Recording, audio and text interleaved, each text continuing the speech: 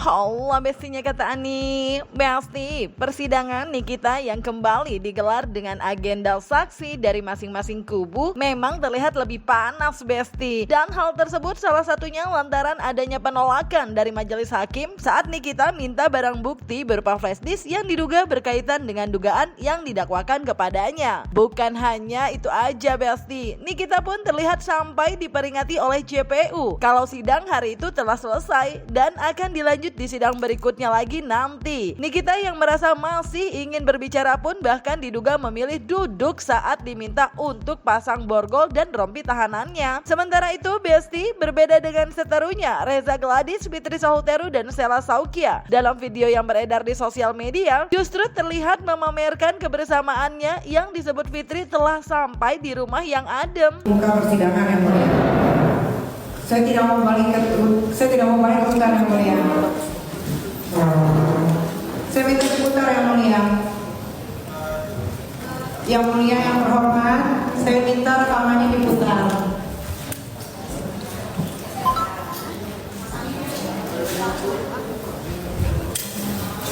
Saya nggak mau. Saya minta rekaman itu diputar. Tidak mau. Saya minta rekaman itu diputar. Itu diputar. Karena saya sudah dikriminalisasi selama 5 bulan. Waktu saya sudah habis terbuang. Saya tidak bisa merawat anak-anak saya. Saya minta rekamannya diputar. Ini nggak pada maju mundur. Lagi yang gambar.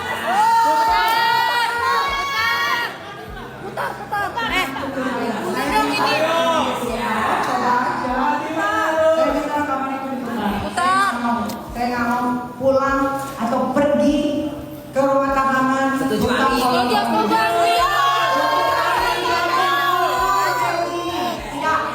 cukup 5 bulan saya berdiam diri. Saya minta diputar rekamannya. Terserah. Naikin dong. Putar.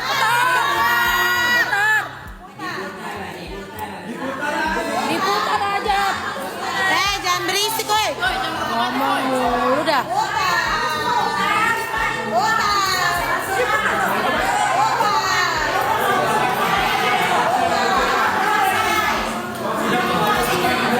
Kalau tidak saya yang akan putar dari handphone.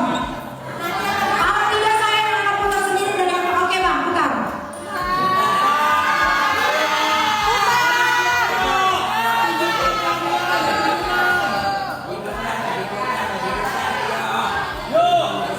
Ya, saya mau putar rekaman dulu. Saya punya bukti rekaman dari screenshot dari keluarga. Mundur dong Bu, mundur. Munduran dong kak, media ini kak, media. Sampai saya ditahan berbulan-bulan.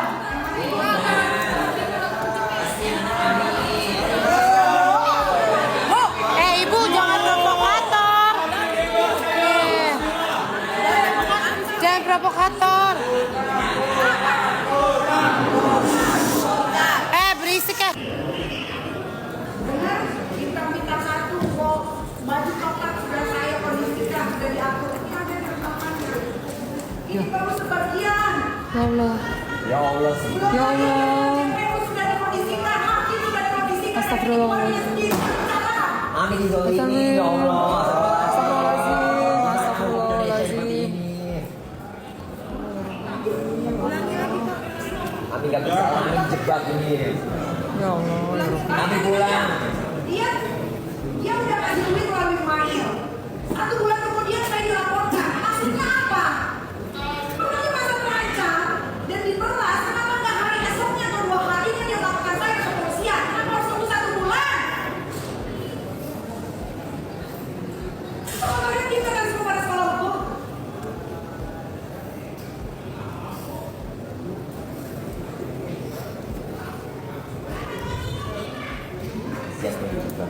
Ya Allah.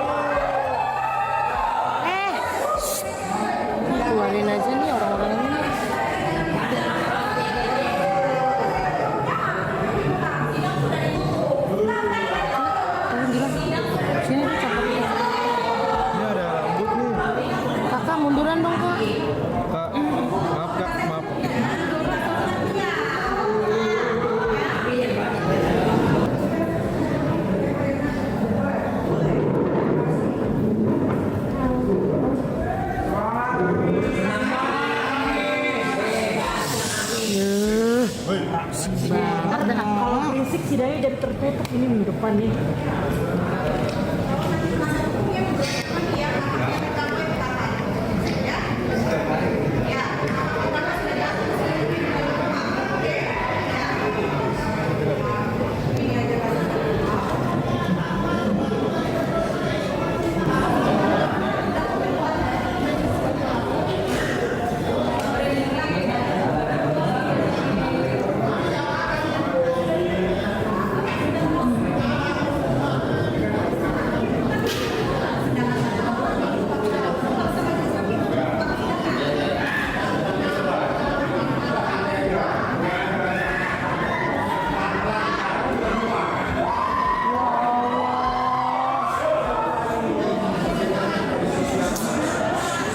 Dimasukin besok kayak hutan ini, set dah malu kali gue.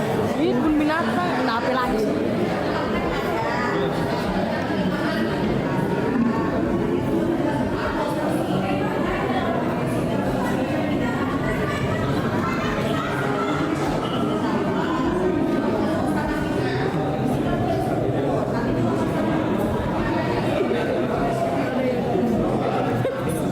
Menyiarkan langsung dari kediaman Shell Sokia. Kita udah di ruangan Adem. Hai Kak Shell. Hai, udah lancar ya harinya. Alhamdulillah lancar. Pokoknya kita tetap fokus kepada apa? Pemerasan. Nggak usah lari-lari ke produk, bukan urusan kau ya. Pemerasan dan TPPU.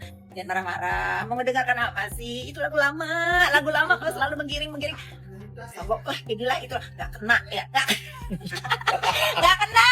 Sudah Allah Akbar. Coba lo rubah dulu permainan kau. Tak hanya memamerkan kebersamaan dalam rumah yang megah Besti, Reza Gladys, SS dan Fitri pun diduga menyindir aksi Nikita yang berontak usai sidang. Selain itu, tim kuasa hukum Reza Gladys yang juga mengetahui aksi Nikita saat usai sidang yang sempat menolak balik ke Pondok Bambu lantaran merasa masih ingin berbicara. Menurut kuasa hukum Reza Gladys, harusnya kuasa hukumnya mengajari kliennya untuk menjaga sikap karena bisa memberi nilai buruk di mata hakim nantinya. Terlebih dalam video yang beredar di sosial media, kuasa hukum Reza Gladys memastikan perihal rekaman yang ingin diputar Nikita tersebut hanya akal-akalan aja. Enak. Jajan saya segolek itu memang. Habis nobar ada yang ngamuk. Nobar ada yang ngamuk ke kamu pakai borgol. Nyesel aku udah pulang tadi. Coba kalau aku belum pulang tak bantuin itu ibu jaksa pakai dia borgol. Sukarela. Pakai kalau. Ngawur.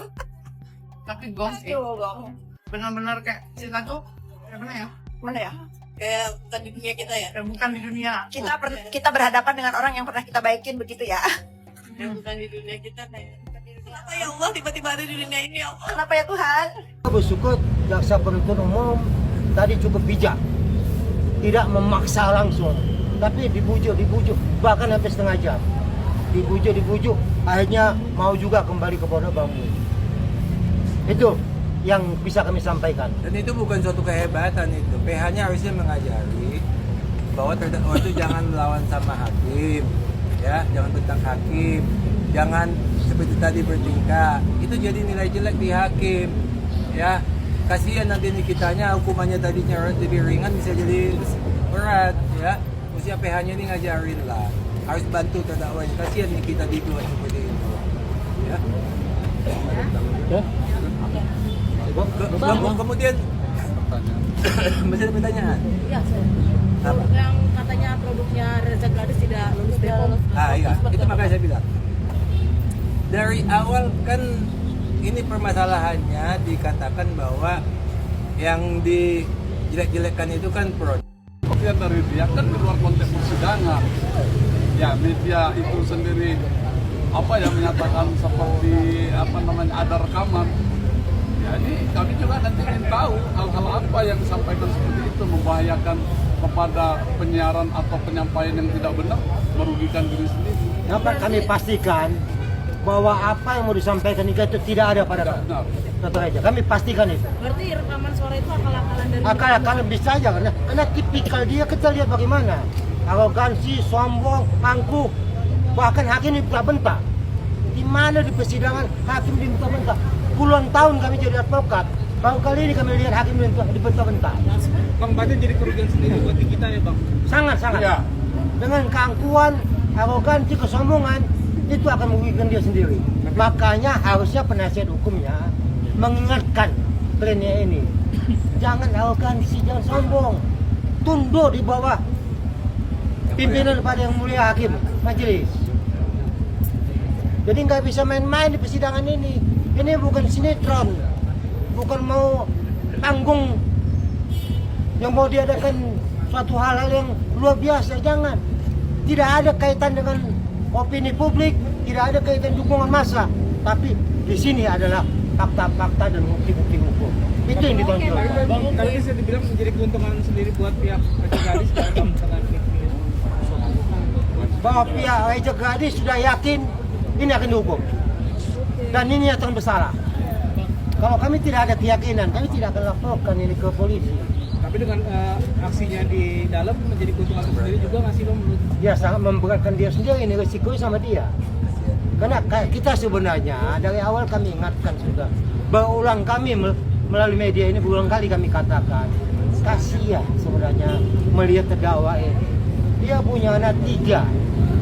Sementara itu, Besti, praktisi hukum Sultan Bojong di akun TikToknya pun menyayangkan perihal bukti rekaman yang dimiliki Nikita Mirzani. Sultan Bojong di akun TikToknya pun menyayangkan perihal bukti rekaman yang dimiliki Nikita Mirzani harus diungkap di persidangan karena menurutnya harusnya dilaporkan ke Bareskrim. Di sisi lain, Dr. Oki yang juga kemarin menjadi saksi dari pihak Nikita dalam wawancaranya bersama awak media menyampaikan adanya rasa kecewa yang diduga kepada Reza Gladys karena niatnya menolong lantaran kerap dihubungi untuk urusan dengan Nikita kini jadi terseret. Persidangan terkait kasus Nikita Mirzani hari ini sangat seru ya. Bahkan ada kejutan dari Nikita Mirzani yang mengungkap bahwa dia memiliki rekaman terkait adanya semacam dugaan kongkolingkong ya antara Reza Gladys atau keluarganya dengan pihak penegak hukum di sana ya. Dugaannya seperti itu ya. Cuma kalau menurut hemat saya sayang sekali gitu loh harus diungkap di pengadilan. Harusnya Nikita Mirzani melaporkan itu ke ombudsman atau bisa saja ke Bareskrim ya. Karena apa ya? Karena percuma. Karena ini beda case ya dan itu tidak akan ditanggapi sebagai istilahnya apa bukti atau sebagai apa ya. Jadi terkait penegak hukum yang dianggap bermain mata ataupun istilahnya nakal atau bagaimana ya, jadi ranahnya ya memang harus dilaporkan ke ombudsman atau ke Bareskrim. Jadi prosesnya memang harus dilaporkan ya, harus lakukan penyidikan dan sebagainya. Tidak mungkin gitu tuh diungkap di sana langsung membatalkan proses daripada persidangan itu. Itu. Jadi ya apa kayak gitu, malah kalau jujur saya merasa dirugikan, diseret-seret masalah ini karena balik lagi kalian udah melihat pihak sana yang meminta tolong ke saya, yang ujung-ujungnya gara-gara dia memaksa saya untuk minta tolong, akhirnya terseret saya di masalah ini kayak gitu. Kalau jujur saya menyesal sekali jadinya menolong seperti ini kayak gitu. Maka dari itu kan lu udah dikasih nomor Mail ya, lu berhubungan sama Mail aja. Kenapa setelah dikasih Mail itu masih juga menghubungi saya?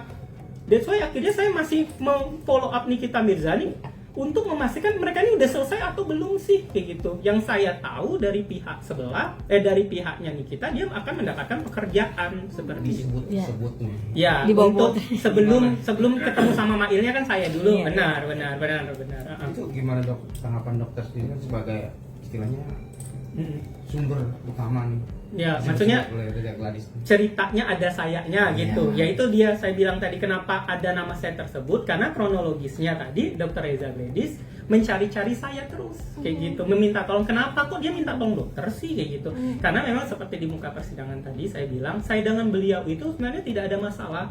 Bahkan sampai sekarang pun kalau ditanya ada nggak dokter masalah sama Dr. Reza Gladys ataupun misal sudah ketok palu nanti mau musuhan atau enggak kok. Maksudnya dalam artian saya tidak ada masalah sama beliau kayak gitu. Kalau ditanya sekarang kecewa ya cukup kecewa gitu. Tapi kalau mau musuhan ataupun apa, saya anggap saya nggak mau punya musuh kayak gitu. Ya cukup, saya ngerasa kayak ya diseret-seretnya saya nggak suka aja karena ada framing-framing yang kadang dikatakan Bang Nahar sama Bang Sunan, saya selalu di framing sindikat. Kan sindikat tuh framingnya jelek banget ya. Apalagi kan kalian tahu lah dengan maaf sekali, bukan saya mau sombong, dengan uang segitu kenapa sih gitu. Saya kan juga punya pekerjaan yang jelas ya, brand saya juga jelas kayak gitu. Jadi ngapain gitu. Makanya tadi di muka persidangan saya pertegas, yang mulia Pak Jaksa, saya tidak menerima dana apapun dari permasalahan ini dan manfaat apapun dari masalah ini, seperti itu. Menyatakan tidak ada pergeseran uang 5 miliar dari Sela Saukiel, Dr. Oki pun menjelaskan perihal uang tersebut yang dikatakan olehnya adalah untuk brand ambassador yang belum disanggupi oleh Sela Saukiel, sehingga belum ada transferan dari Sela Saukiel ke Nikita Mirzani. Sementara itu, uang 350 juta yang diterima Nikita dari Sela, menurut Oki dalam wawancaranya bersama awak media disebut kalau uang itu merupakan inisiatif dari Sela Saukiel. Itu Nikita Mirzani minta pembayaran brand ambassador dia karena sudah diumumkan untuk dia sebagai brand ambassador, karena dia kecewa kayak gitu, dia belum dibayar brand ambassadornya kayak gitu. Tapi ya Kak Sel belum mampu untuk pembayaran itu dan juga tidak ada pentransferan untuk di 5M. Berarti memang tidak di TF ya? Tidak ada pergeseran uang. Tidak ada pergeseran uang. Gitu. Kalau ada pergeseran uang mungkin ada lagi dugaan pemerasan kan. Berarti aman ya dok, untuk uang 5M tidak dipindahkan. 350 itu memang inisiatif dari SS sendiri untuk Niki. Yap Besti, melihat kericuhan sidang kali ini, apakah hal ini justru jadi memperburuk posisi Nikita? Jangan lupa like, subscribe biar bisa dapetin video berita kece lainnya cuma di Kata Ani Besti.